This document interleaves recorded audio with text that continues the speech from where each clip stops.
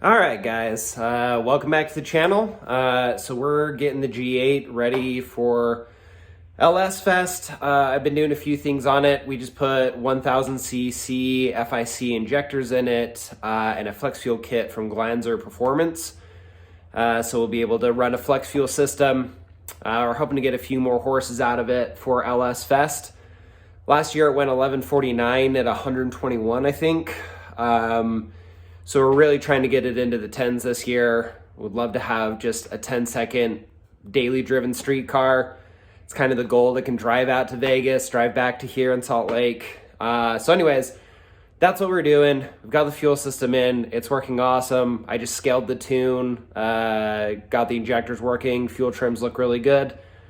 So we'll give it some street driving later, make sure that those are looking good, but it looks like all the injector data looks good, so not gonna have to do a lot there.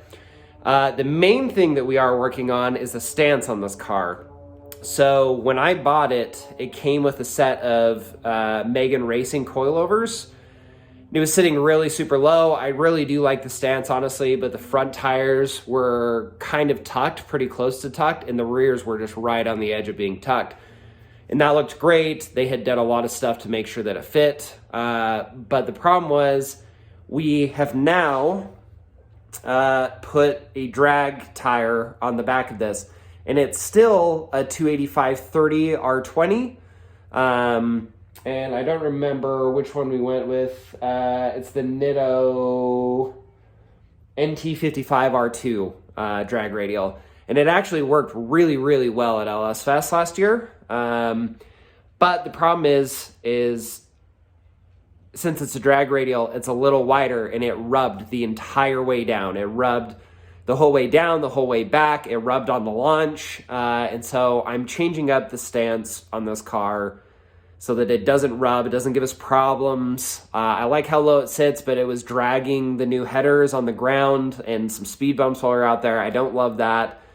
And I want it to sit low, but more of an aggressive stance, not necessarily tucking things. So I started raising this up, and then I noticed one of the Megan Racing Coilovers was actually blown in the back while I was setting the new ride height in preparation for LS Fest. So I'll show you that, but I wanted to show you this first. So since the coilover in the rear was blown, I looked at a few options. I thought it might be a little bit easier instead of doing coilovers, because I don't really need it to be that low, to go back to some lowering springs and then just use kind of the stock struts or a PPV strut. So you can see I ordered some H&R lowering springs, and I was going to do that. But then I realized that whoever had done these coilovers ditched the top hats on the struts here. So if I was going to go back to a strut spring combination like that, I would have had to reorder all of the entire assembly for this. I also realized that with the new struts and the HR springs would have been about $700. And turns out from Coilover Depot, I could order the same coilovers again for the exact same price, $700. So I figured, why reinvent the wheel? Let's just go with the same setup that's on the car. We won't have to worry about finding a new top hat and doing all of that stuff. So these are the coilovers from Coilover Depot. So I'm just going to walk you through what comes in the box. Okay, so I was a little leery to buy these on Coilover Depot because they were actually quite a bit cheaper than even from Megan Racing. But they were awesome. They shipped them out super quick. They got here super quick. I didn't have a single problem with them. And so, yeah, I haven't had a single problem with Coilover Depot. So if you're looking for a set of coilovers, I didn't have a single problem. I would recommend them. So the shipping was fast, and they were a really good price. So anyways, let's go through what's in the box. I've kind of already opened this just to see what's in here. But getting this open, we have the instructions, but they're terrible. They're like definitely a terrible Chinese translation. Like, none of it makes all that much sense, to be honest with you. So we're just gonna toss those. They do send you new bearings for the top, where these are gonna sit basically at the top of the strut. And this is essentially your upper ball joint. These cars don't have upper ball joints, right? The strut is basically the ball joint and the pivot. So this is the new top hat basically for where the front will key into. So they give you 2 of these, so that's kind of nice. So there's that. This is your front coilover here. So spring, dust cover, your bumper is in here.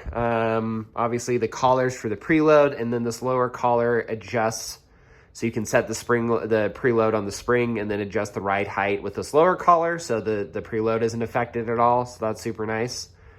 And yeah, so basically that top will bolt through the top over here, right there. And this will bolt to our spindle. So yeah, that's the front. So that's that so far. Here's our other front. Same thing, spring, coilover.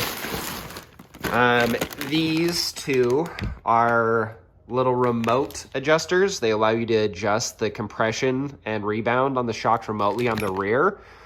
You typically have to actually drill holes in the trunk for these to go through. I don't know if the previous owners did that. We're about to find out. I don't know if I'm going to do that or not, or just set them the way I want and throw them in, because I don't really want to cut up the trunk of the car. So we'll see how that goes. But those do come with the kit. So there's that. And then here has all the warranty information. Again, a lot of this stuff is clearly translated from Chinese and doesn't make a ton of sense, but that's fine. These are your rebound and compression adjustment knobs that you add and screw on to the shocks afterwards. So I'll show you how those go on later. And then these are our rears. So as you can see, again, spring, preload collars. This one doesn't actually thread in and out of the bottom, so you actually set the ride height with the preload collars, and it just extends the shock up or down for the rear to sit. So those look good, and that's pretty much everything that's in here. We've got our second one here. So yeah, that's pretty much what comes with the kit. Front coilovers, springs, our mounts, the adjustment knobs, and then our rears with our springs. So that's pretty much it. We got obviously the other spring, and we have our wrenches for adjusting the collars on this, and then a sticker and keychain, I believe, from Coilover Depot. So yeah, I'll let you decide. I'm going to show you how the other one blew out on the other side. And I tried to get in contact with Megan Racing multiple times and nobody ever responded to me. So kind of up to you if you want to run these. I have heard online that maybe is a common problem, that they blow out like that. But in my scenario, it just made the most sense to replace them again with the same setup because it's the same amount of money. If these do blow out again, I'm probably just going to pay the extra money and go with a BC setup, BC coilovers. But this will get us by. I need to get to LS Fest, so this is going to get us through in the meantime. So let me show you the blown out shock over on the driver's side rear. All right, like I said, this process is going to be a little bit different for me because I already have the coilovers on. But if you're just have the stock G8 and you're putting these on, it's very much the same process. So to get this out, you're basically taking this bolt here on the lower for the coilover or strut, whatever's on yours. You also take off this lower control arm bar or bolt so you can take this out of the way. Maybe disconnect the sway bar. I'm not sure if we're going to have to do that. And so once we do that, we get that out. But as you can see here, there's just oil everywhere. This thing clearly let go at some point and just drained oil all over this, which kind of sucks. So I noticed that because it was actually sitting in a puddle of oil. And as you can see here on the drag radial, it just soaked it because there was so much that came out of this thing. So obviously not super safe for drag racing. So that's why these things have got to go out. So that's what we're going to do. We're going to get to work on these, pull those 4 upper bolts, pull 1 lower, this one for the lower control arm, maybe the sway arm. And then we will get this thing out of here. So stay tuned. All right, so rear coilovers out.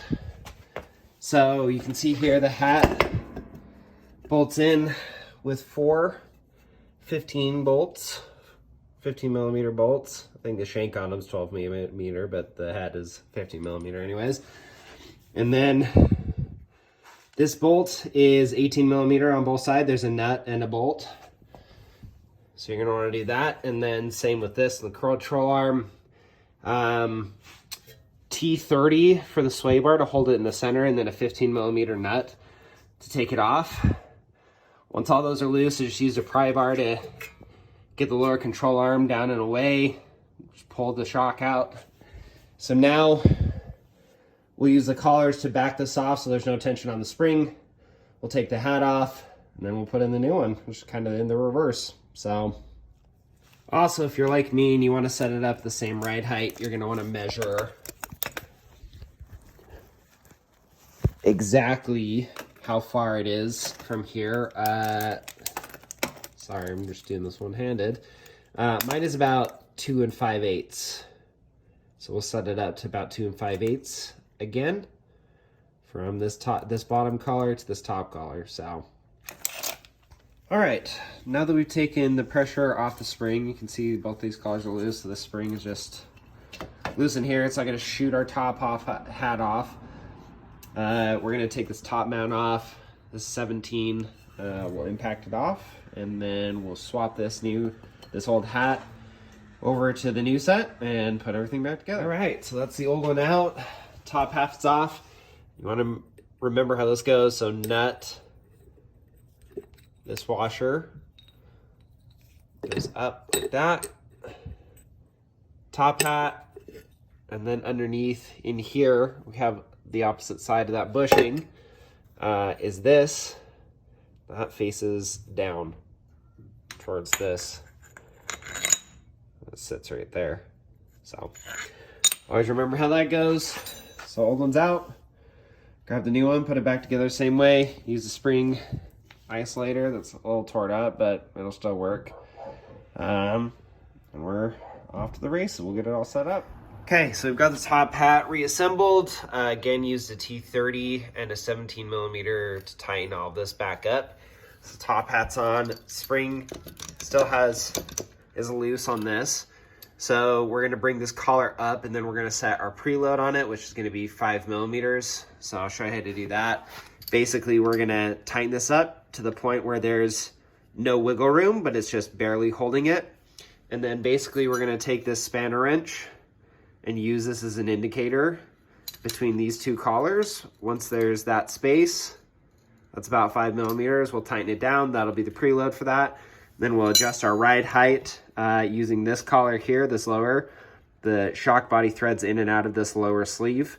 I will say the instructions do tell you need at least 20 millimeters of thread in this collar and 80 millimeters on the front. That's as far as it can go. Otherwise, it could just rip out of these, and that's not safe.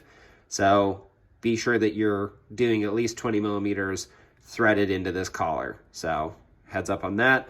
Let's set the spring load, then we'll start setting the ride height, which is gonna be a process of just kind of pulling it off, lowering it down, putting it back on to get it sitting where we want. So,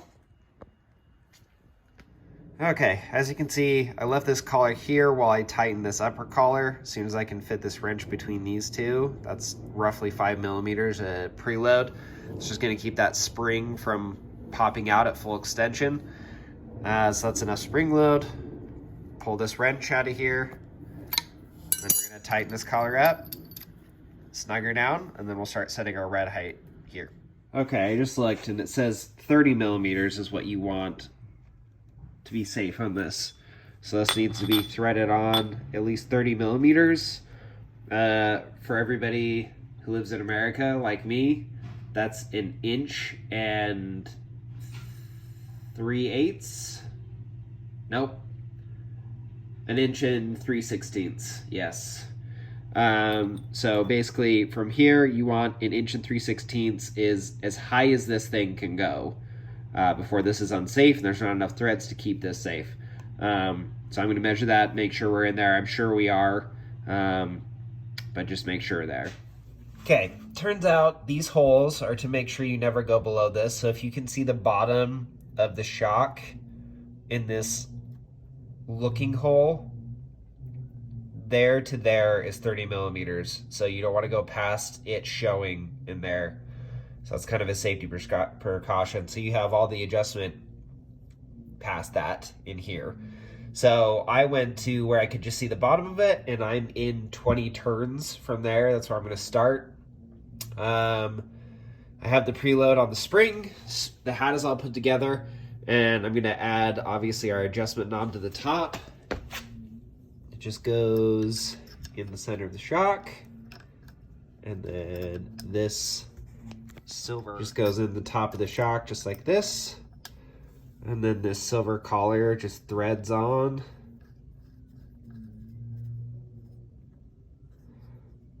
That should do it. And then you're just going to want to start in the center is a good way, so soft this way all the way out, so that's the end. 1, 2, 3, 4, 5, 6, 7. So that's kind of right in the center. There's 15 of these, so there's not an exact center, but 7 is where we'll start. So that's where I'm going to leave these. I do think I might actually put a hole in the trunk for these to adjust them, because I want to be able to do that at the drag strip. So anyways, those are on. Putting those on. For the hole, there's a spring pocket up in here that goes straight into the trunk area. So I'm gonna punch that through and go get a 2-inch hole saw, pop that through, and then pop the adjuster onto it so we can make adjustments to the track. So stay tuned. All right, so I did decide that I wanted the adjustability, so I went and grabbed a 1 3/4 hole saw just from Lowe's. Cut me an access panel so I can reach the adjusters on the rear. And I'll show you what those look like from down here. So whoever had installed these previously had to even dent up under here to clearance them and make them fit. So now we'll just be able to get to them and adjust them from there. So wasn't too difficult. So I know a lot of people don't like cutting up cars, but I don't really care as long as it goes fast. So they dropped on my head. Anyways, pretty easy. This all gets sealed off anyways, so it's not like moisture is getting up there anyway. So I'm not too worried about it. So anyways. All right, as you can see, I was spot on the money. Perfection. That knob's right there. I can get to it, adjust it while we're at the drag strip, go softer, harder, hit the tire a little harder, softer, whatever. They're not double adjustables, but being able to get to them and adjust them if we start spinning or anything is important to me, so that's nice. And carpet goes right over it. You wouldn't really know it was there.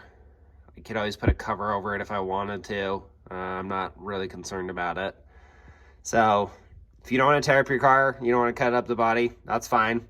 But I want the adjustability, so here we are. All right, and there she is installed.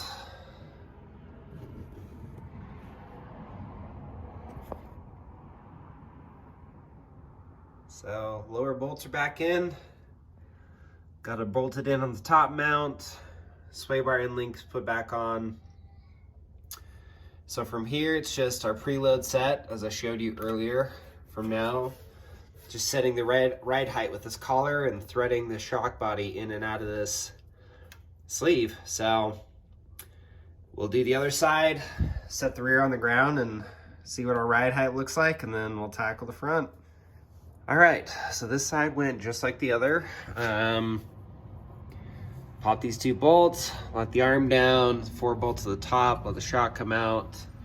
Took the pressure off the spring, took off the top hat, moved it over to this one, kind of reversed the procedure, and that's pretty much it. Oh, sway bar link too. T30 again to hold that, and a 15 to pull it, but it's pretty straightforward. So those are all in, adjusted, and we're gonna throw the tires on, see how it fits. Got both of the access holes cut for the adjusters, so we don't even need those lengtheners. So time to see how it sits in the rear. All right, the rears are in more or less where I want them. Basically what I did was I threaded the shocks on with a bottom collar till I just couldn't see the thread through the holes, and then I went 20 turns past that. The car's jacked up, so this isn't the actual, but I really like the wheel gap at that. So if that's, we'll get to the end of the video if you like that. It's a good way to set it. Both sides were pretty close. I lowered the driver's side a little bit because it was sitting up, but now we're moving on to the fronts. It's got our two fronts. Basically, to do this whole thing, you're basically taking this nut. There's just a cover, pull this, there's a nut under it. We'll see that as we go. And then coming down here, we're just pulling this ABS line off. You twist this brake line, so you rotate it and then it pops out, so that comes off. Then we take these two bolts and nuts, and that takes those out, and then the whole thing should come out. So, and I have these set basically where I want them, so we're basically just gonna replicate what we've got here and it should be pretty close. So let's get started on that. Oh yeah, sorry. Also, sway bar end link here is gonna have to come off as well. So should be pretty straightforward. Okay, once you pull that upper nut, these two on the spindle here, the sway bar, the brake line has to just turn sideways because it's kind of square. It's hard to see. It's kind of squared up, so it needs to go square and then out. This one was kind of a pain in the butt. The ABS just pulls out, and then you just have to pinch the clip, separate it from the shock, and then everything's out. Once that's out, you have your top mount. If yours is anything like mine was like stuck in there. And then it should have a bearing inside of it. This is the old one. The new coilovers come with a new set. So this is the new bearing right here, and this is a ring that will top the spring. The spring will set up against that. So I just used a pry bar, pop the old bearing out of there. We'll pop this new one in there, just like that. The spring retainer will go in there, and then the spring will set on there. Shock will go up through there. We'll bolt it back together, bolt it back to the spindle, and then it should be all put together. So I don't know about your setup. Mine right here had a camber bolt on the top bolt, so we can align it a little bit better with that. So mine was a 15 and an 18 on the top, and then the bottom one is a weird setup. It's a 19 on the one side and a 22 on the other. So that was kind of weird. So, but once those are all out, it pulls out and we'll put the new shock together. Okay, just real quick on whoever put these together last time did not do this the correct way. So you want to back these off so there's no spring tension. And the way that they stack is, so this is a new nut. Here's the new washer. This is the mount. Push the new bearing into it. This is the collar that comes with the kit right here. So that collar sits right here for the spring. And then washer that butts up against the shaft of this. And so that goes on all over the top of this. Hard to do with one hand. So that goes on over the top. And that all sits together. And then washer goes back on. Nut goes on back on here. Tighten everything together. Then we'll put the preload on the spring, leave it there, and then we'll adjust the height here. So whoever did this before on mine literally only used the one nut to hang the shock and coilover, which is definitely not how you want to do it. You want it already as assembly, so the spring's not loose. And then you want to use this nut and this to hang the whole thing here. So there should be nut, then this, then another nut that holds it together. the way the people that did mine had this whole thing holding that whole spring assembly together. And that's definitely not how you do it. So just a heads up on that. Okay, so here it is together. Taking up the slack here so the spring doesn't move. Then we're gonna put the preload on it. Mount, bearing, collar for the spring, washer, nut, and then we're gonna hang it again with another nut that came off of this. So we're gonna add the preload and start setting the ride height and put it back all together. Again, I set the preload, set the collar, start tightening it. I held it with a wrench until this will just fit in there. That's about 5mm of preload. Once that's good, lock the collar down, put it back in, set the ride height. Okay, so again, you got your front strut, back off the collars. You're gonna leave this lower washer on. We're gonna put this on, which is the bearing. So this bearing goes up inside your strut mount. So we'll put the new one in. That keys in to where the spring sits. So that'll sit all there. Then the washer on top, then the nut bolts it all together. Then we put on our spring load. Then the upper nut, which is this one here, bolts it into the car. So like I said, here's your strut mount. You'd have your old bearing in here. I already snapped this one out. You're gonna take this collar, set it aside. This bearing goes in here. We'll push it in place. And this will sit on top of the spring, right on that, bolt it all together. All right, so with everything back together, get your bolts back into the shock. It's definitely gonna need alignment because there's gonna be quite a bit of play in and out there. So spring set, preload is set, so we'll get it all put back together. Start checking out ride height, get the sway bar mount back on. Obviously put your brake line in there. I've got to jack it up to give me enough slack to put that back in there. That's what they look like. So I'll check the ride height next. All right, now that we've got the rears and the fronts all installed, have the ride height set. Unfortunately, I don't know about you guys, but for me, I had to jack the car up, get under it a bunch of times, like 6 or 7, to just get the ride height where I wanted it. Balance side to side. I just used a measuring tape to the top of the wheel arch to make sure they were kind of equal, and also the space between the fender and the wheel. But we're all set. So this is going to be more or less what the ride height is going to be. Gave ourselves a little more room in the back for the drag radial, so we're not rubbing there. The front is maybe 1/2 inch of space, so fills the wheel well. I'm really happy with that. So everything's set, locked in. We've got the alignment appointment set for Tuesday, so we'll get it aligned, and that'll be the end of that. So that's the end of our coilover installation. Hopefully it was helpful for you. One thing I did want to mention, I showed the springs and the washers and everything, how they go together.